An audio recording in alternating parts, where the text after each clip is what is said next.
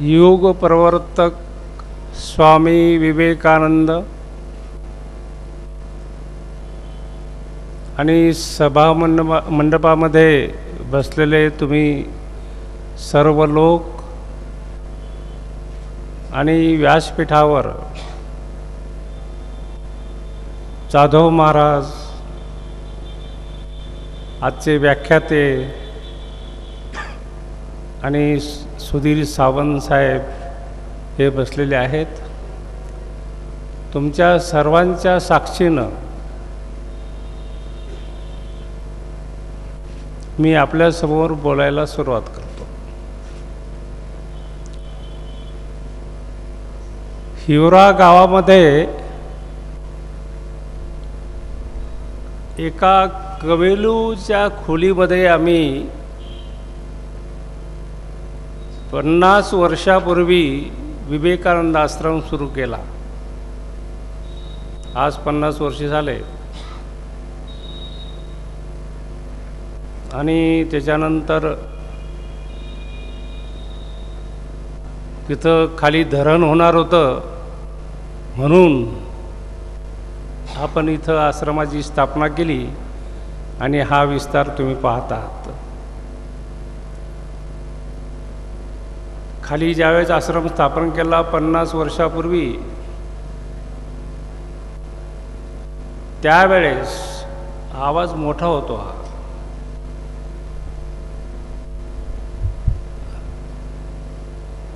कारण कोणीच बोलत नसल्यामुळं आणि मीच बोलत असल्यामुळं एवढ्या मोठ्या आवाजाची काही गरज वाटत नाही.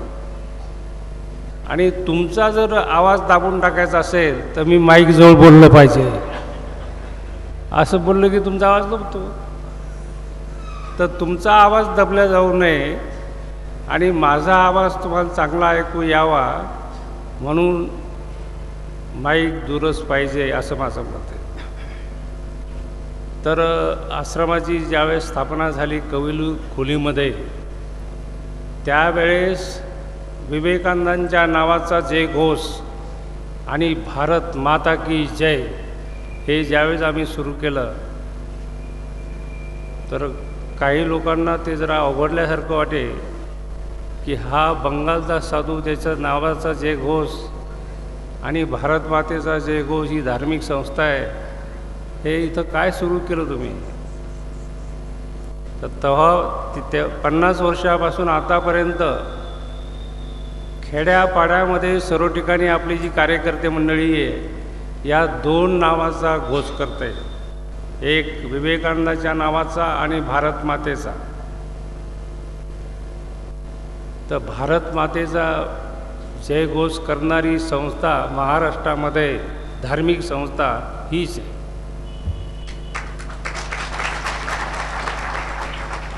म्हणजे बाकीचे जे घोष होत असतील, परंतु भारत माता की जय म्हणणारी संस्था म्हणजे आपला विवेकानंद आश्रम.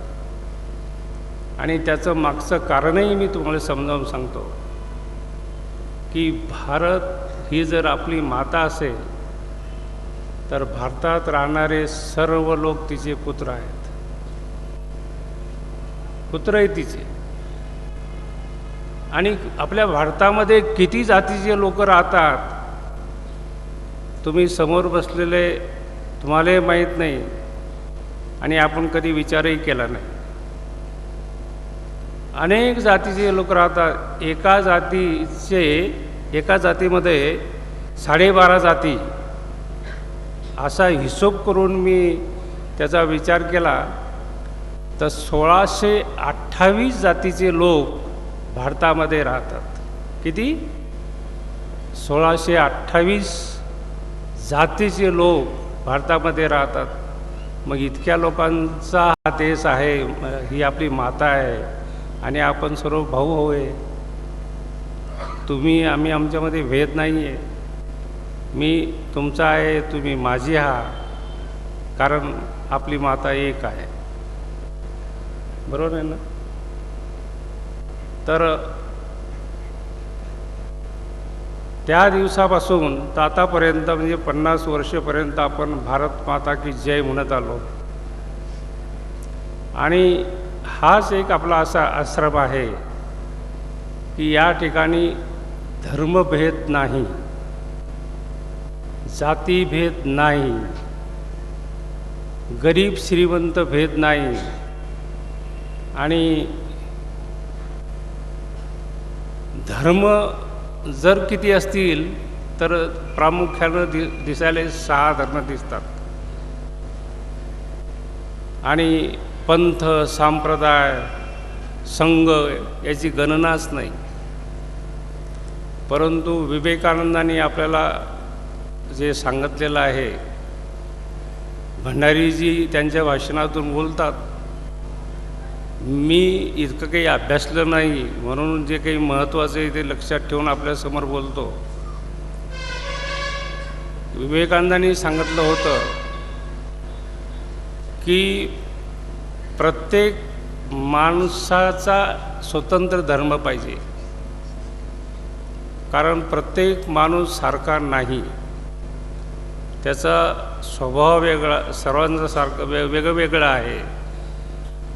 हे अंगठा जो असतो ना त्याच्यावरले रेषा सारख्या नाहीत, प्रत्येक माणसाच्या वेगळ्या आहेत. मग स्वभाव कसा सारखा राहील? तर म्हणून जेवढे लोक असतील तेवढे धर्म असायला पाहिजे. हे 6 धर्म तर कमी पडतात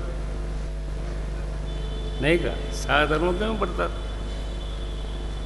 तर प्रत्येक माणसाचा एक धर्म, कारण स्वभाव धर्म प्रत्येकाचा वेगळा आहे, गुणधर्म प्रत्येकाचा वेगळा आहे आणि तोच त्याचा धर्म आहे.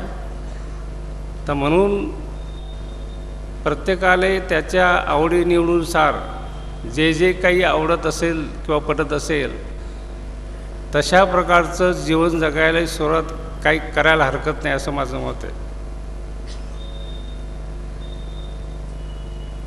आज तिकडं माझ्या दर्शनासाठी एक आंधळा माणूस आला होता आणि त्या आंधळ्या माणसामुळं मला आज तुमच्यासमोर बोलायची म्हणजे विषय मिळाला. कारण हे सारे भजन आतापर्यंत जे काही झालं नाही या ठिकाणी, की मी 10-15 मिनटं बोलतो. 10-15 मिनटं बोलण्याकरता महाराजांना इथं यावं लागतं म्हणून बोलतात ते, आणि विषय काही नसतो आपल्याजवळ. तर म्हणून वेळ मारून नेण्याकरता तो कार्यक्रम होता.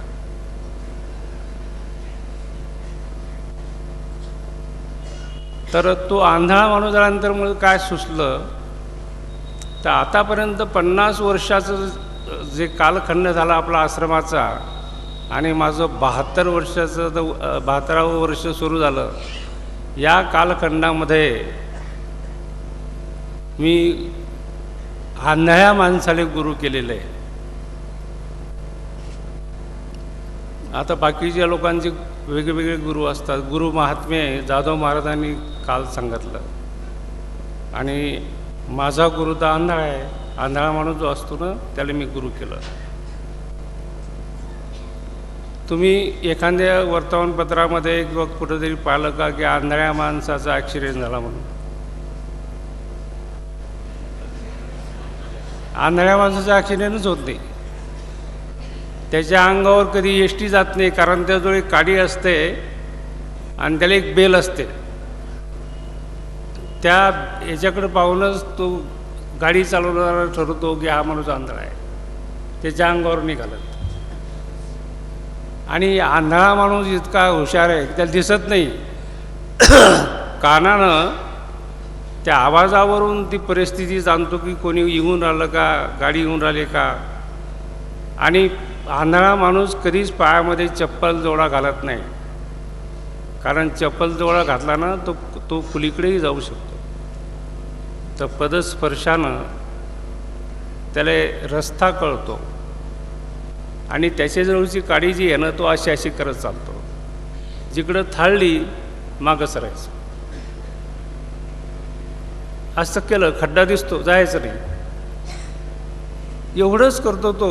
आणि तो सहज चालवू शकतो, जाऊ शकतो.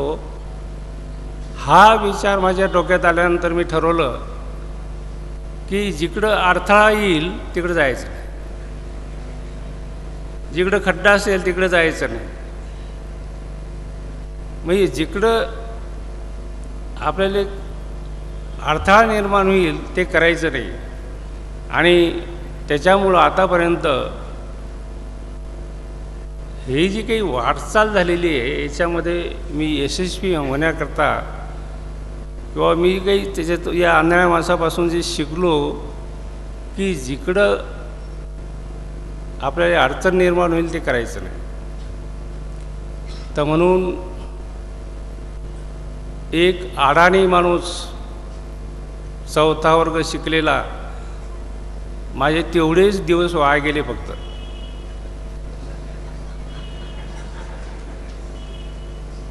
कारण डोळ्यानं पाहून कानानं ऐकून आणि जसा जसा माणूस वयानं मोठा होतो तसा तसा तो शिकतो आणि शहाणा होतो, समजदार होतो. आणि सर्व शिकलेले आणि पदवीधर झालेले वेगवेगळ्या क्षेत्रातले लोक हे समजदार असतीलच याच्यावर माझा विश्वास नाही. म्हणून काही लोकांना समज द्यावा लागते. म्हणजे याचा अर्थ काय होतो, त्याजवळ नसते म्हणून. आणि म्हणून मी हा विचार केला की आपल्याला शिकायचं नाही, परंतु अनुभव जे येतील, ज्या चुका होतील त्या बाजूला करायच्या आणि जे चांगलं असेल किंवा जे आपल्याला पुढं जाता येत असेल, जे आपल्याला कळेल ते तेवढंच करायचं. आता मी दवाखान्याचं काम करतो. मागच्या वर्षीपर्यंत 1.25 कोटी पेशंट झाले असतील आणि या वर्षीतले मोजायचे राहिले. मी कामात असतो सकाळी 8 पासून तर रात्री 9 वाजेपर्यंत आणि थकत नाही. तर आतापर्यंतचा हा जीवनाचा हा प्रवास येथपर्यंत आलेला आहे आणि तुम्ही सर्व बसलेले लोक इथं साक्षीदार आहात. तर काल जाधव महाराज बोलताना बोलले की रस्ता हा जात नसतो, रस्त्यावरून जावं लागतं. त्याच्यावर मला असं उदाहरण आठवलं की एका माणसानं खूप दारू पिली आणि दारू पिल्यानंतर तो घरी येण्यासाठी निघाला आणि त्याचं घर जिथं होतं तिथं आला. त्याला कळेना की माझं घर कुठे म्हणून. मग ते जिथं जे काही शेजारी पाजारी राहणारे लोक होते त्यांना विचारले की माझं घर कुठे. तर लोक सांगत हे तुमचंच तर घर आहे. ते म्हणे माझं घर नाही म्हणते. जवळजवळ 15-20 मिनटं का अर्धा तासपर्यंत तो त्या दारूच्या नशेमध्ये त्याला त्याचं घरच सापडेना. तेवढ्यात एक ऑटोवाला आला. तोही फार पिलेला होता. तो उतरला. म्हणजे काय आहे तुमची समस्या काय आहे म्हणजे माझं घर मला सापडून निघालं म्हणे. बसा म्हणे आपल्या ऑटोमध्ये, मी नेऊन घालतो.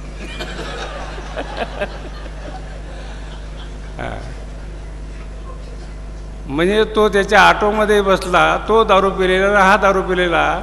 घराजवळच होता तो. आता तो ऑटोवाला त्याच्या घरी नेऊन घालणार म्हणजे कुठं नेऊन घालणार.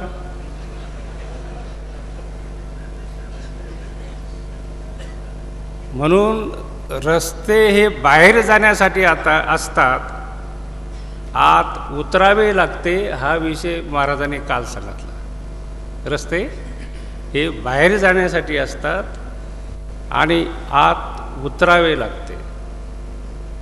महाराजांचा विषय मला फार पटला तो.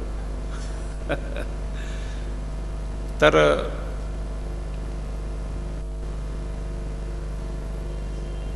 ब्रॉड माइंड ज्याला जे म्हणतात ना, ते माझं कशामुळे झालं मी हा विचार करत बसलो. कारण पुस्तकाचा आणि मस्तकाचा माझा कधीच संबंध आला नाही. वाचलंच नाही काही. तर मग जे जाणवलं वाटलं तेच मी आपल्या समोर मांडतो. तुम्हाला पटणार असेल तर पटेल, परंतु पटेल असं वाटतं मला. आपल्या भारतामध्ये म्हणजे तिकडं शेवटच्या टोकापासून तर कन्याकुमारीपर्यंत सर्व जाती धर्माचे लोक राहतात. पौर्णिमेचा जो पूर्ण चंद्र प्रत्येकाला तो आपल्या भागातलाच वाटतो, आपलाच वाटतो. आपल्या क्षितिजावरच उगवल्यासारखा वाटतो. म्हणजे कन्याकुमारीला तीच पोझिशन, इकडं श्रीनगरला गेले तरी तीच पोझिशन. याच्यातून काय बोध घ्यायचा? तुम्ही कोण्याही जातीचे असा, गरीब असा, श्रीमंत असा, कोण तुमचा धर्म कोणता असो, परंतु सर्वांचा देव एकच आहे. मुसलमान लोक त्याला चांद म्हणतात, आपण चंद्र म्हणतो. त्याच्यावर कोणाचीच मालकी नाही. तिथं जाऊन आलो आपण. उद्या जर तिथं प्लॉट पडले तर पुढारी कोणालाच नाराज करत नाहीत.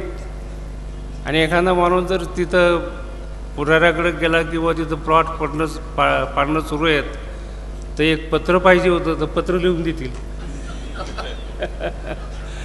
किंवा यांना 4 प्लॉट देण्यात यावे म्हणून.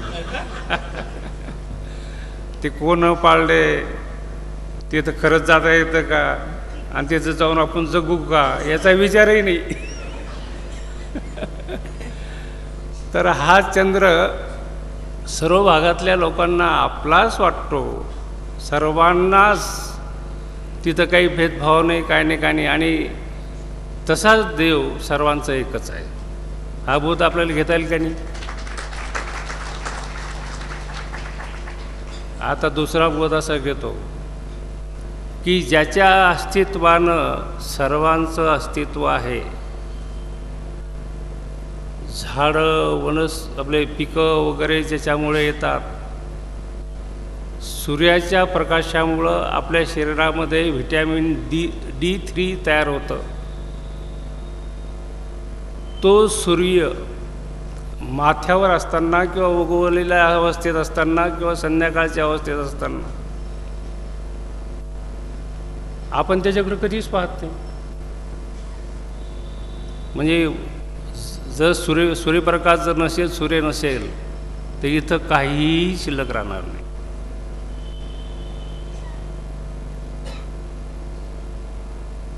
म्हणजे ज्याच्या प्रकाशामध्ये आपले व्यवहार चालतात आपण त्याच्याकडे कधीच पाहत नाही,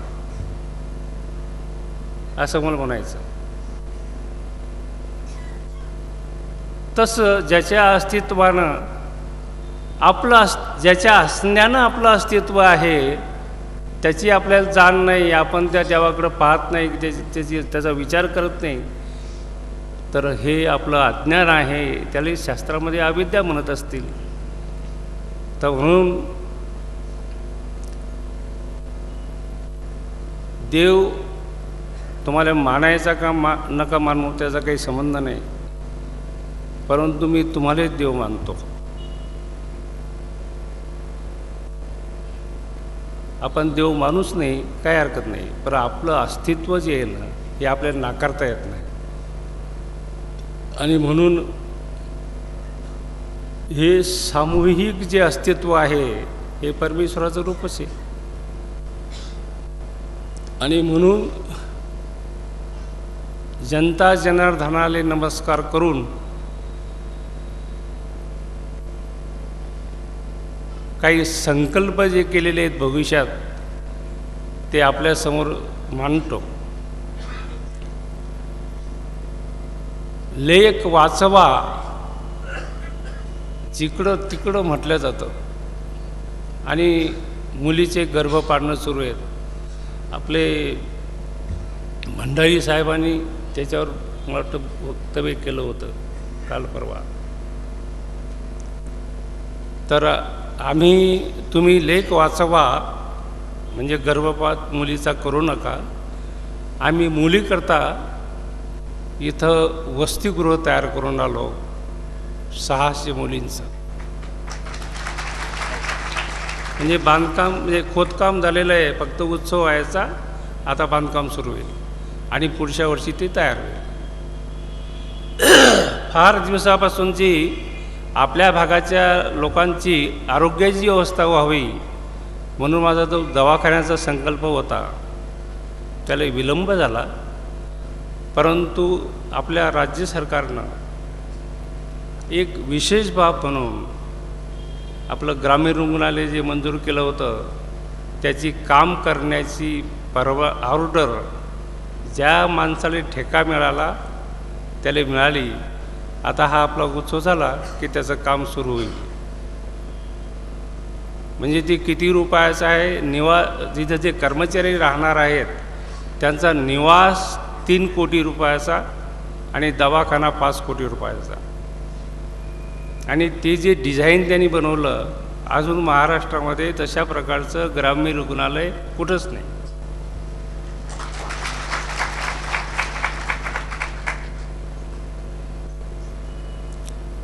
तर हे भविष्यातले संकल्प आहेत. आणि इकडं तुम्ही जर जाऊन पाहिलं, आपल्याला जे विवेकानंद स्मारक करायचं त्याच्या आधी काही ज्या व्यवस्था करायच्या, तर 1 कोटीचं रेस्ट हाऊस त्याचं काम सुरू आहे. आता स्लॅब लेवलवर आलेले आहे ते. म्हणजे आपल्या इथं येणारे हे जे VIP लोक आहेत तर त्यांची व्यवस्था होऊन जाते. तर दिवसेदिवस या ठिकाणी सर्व सुविधा होणार आहेत तुमच्या भल्याकरता. आणि हीच परमेश्वराची सेवा आहे असं माझं मत आहे. ज्यावेळेस आम्ही या ठिकाणी आश्रम स्थापन केला तर ही जी आपण तुम्ही बसलेली मंडळी आहात, हे 1 एकर जागा आपल्याला दान मिळालेली आहे. पण त्या माणसानं ती विकत घेऊन आपल्याला दान दिली. तर एवढ्या 1 एकराचे भाव होते त्यावेळेस 400 रुपये एकर. आणि आपला फक्त आश्रमच होता, इथं वस्ती वगैरे नव्हती. पण आता जमिनीचे भाव या ठिकाणी इथं एक मंगल कार्यालय होऊन राहिलं. तर 1 एकर जागा 1.25 कोटी रुपयामध्ये त्या माणसानं घेतली. किती? 1.25 कोटी रुपयामध्ये. आणि ही आपली जी तुम्ही बसलेली जागा आहे ना, ही 400 रुपयामध्ये घेतलेली आहे आपण. तर एवढा फरक झाला. तर भविष्यामध्ये या ठिकाणी पुष्कळ समाजाच्या हिताचे कामं होणार आहेत. आणि हे तुमचंच काम असल्यामुळं तुम्ही सर्व करून घेता. आज आपली जी महापंगत आपले आपले सावंत साहेब जे आहेत, त्यांनी पाहिल्यानंतर ते म्हणाले की मला माझ्या मिलिटरीचीच आठवण येते की किती शिस्तबद्ध सारे लोक बसलेले आहेत. यावर्षी आपण नव्यानं कार्यक्रम जो सुरू केला, हे सारी भगवंताचीच रूपं असल्यामुळं प्रत्येक माणसाजवळ उद्बत्ती लावा म्हटलं. आपण यावर्षी अंगारी फिरवलेली. आणि आमचं जे साहित्य असतं ना, त्या साहित्यावरून आम्ही हिशोब करतो. लागलेलं सामान, पत्रवाळी, पाण्याची पिशवी, उदबत्ती, आमचे हे जे काही प्रयोग आहेत ना, त्या प्रयोगातून आम्ही शोधतो की कसं असेल. तर मागच्या वर्षी 2.25 लाखापर्यंत लोक होते आणि यावर्षी 3 लाखापर्यंत होते. हा तुमचाच कार्यक्रम असल्यामुळं, तुम्हीच करत असल्यामुळं तुम्ही इतका व्यवस्थित करून घेता की माझ्या डोक्यावर टेन्शनच राहत नाही. आणि म्हणून मी आनंदी झालो. एवढंच बोलून मी आपली रजा घेतो.